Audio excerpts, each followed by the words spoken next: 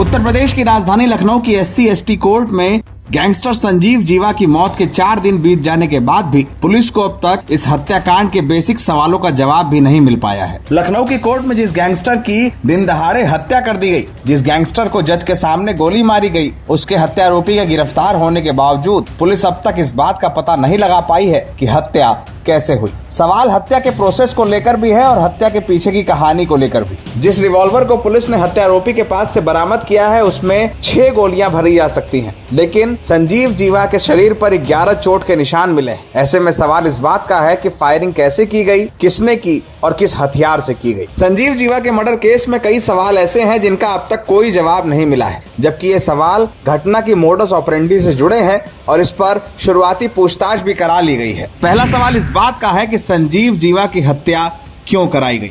जिस संजीव जीवा के ऊपर पश्चिम उत्तर प्रदेश से लेकर पूर्वी उत्तर प्रदेश तक 22 आपराधिक घटनाओं के तमाम मुकदमे दर्ज थे, उस संजीव जीवा को भरी कोर्ट में गोली क्यों मारी गई, इसका सवाल अब तक पुलिस के सामने है। जवाब विजय यादव से नहीं मिल पाया है। वहीं दूसरा सवाल ये है कि किसके कहने पर भरी कोर्ट में जीवा को गोली मारी गई। जिस विजय यादव पर संजीव जीवा की हत्या का आरोप है, उसे लेकर तमाम तरीके के सवाल हैं। वो जौनपुर जिले का रहने वाला है और उसकी कोई आपराधिक पृष्ठभूमि नहीं है। ऐसे में सवाल इस बात का है कि विजय यादव ने इस घटना को किसके कहने पर अंजाम दिया और किसके कहने पर संजीव जीवा के कोर्ट में पहुंचने की सही टाइमिंग उसे पता चल पाई। पुलिस के सामने एक और सवाल ये है कि हत्यारोपी के पास कहां से पिस्टल पहुंची। विजय यादव की पृष्ठभूमि देखने पर पता चलता है कि वो मुंबई और बहराइच से जुड़ा हुआ रहा है। विजय यादव का पैतृक घर जौनपुर में है, लेकिन शुरुआती जांच में इस बात का पता चला है कि वो मुंबई से बहराइच पहुंचा और उसके बाद लखनऊ आया। शुरुआती जांच में इस बात का भी पता चला है कि विजय को नेपाल बॉर्डर से चेकोस्लोवाकिया की बनी हुई पिस्टल मिली,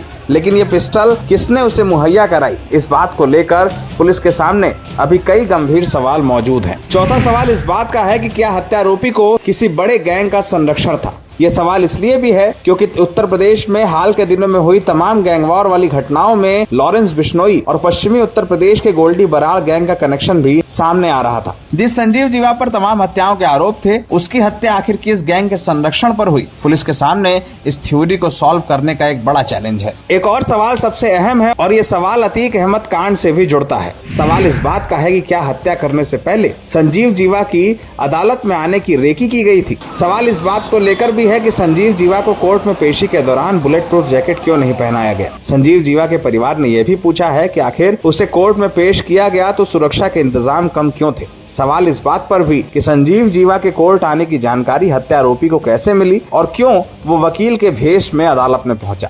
इस कांड को लेकर पुलिस के सामने तमाम थ्योरीज हैं और इसे समझते हुए सीएम योगी ने SIT जांच के आदेश दिए। लेकिन संजीव जीवा की अदालत परिसर में हुई हत्या के बाद उत्तर प्रदेश के वकीलों ने यह कहा है कि अगर कोर्ट रूम ही सुरक्षित नहीं है तो प्रदेश में कानून व्यवस्था किस आधार पर चुस्त और दुरुस्त बताई जाती है। समाजवादी पार्टी ने भी ये आरोप लगाया है कि अगर थाने से लेकर अदालतों तक में हत्या होंगी और पुलिस उस केस को सॉल्व नहीं कर पाएगी तो आखिर कैसे उत्तर प्रदेश में कानून का राज स्थापित हो पाएगा। NBT ऑनलाइन की रिपोर्ट।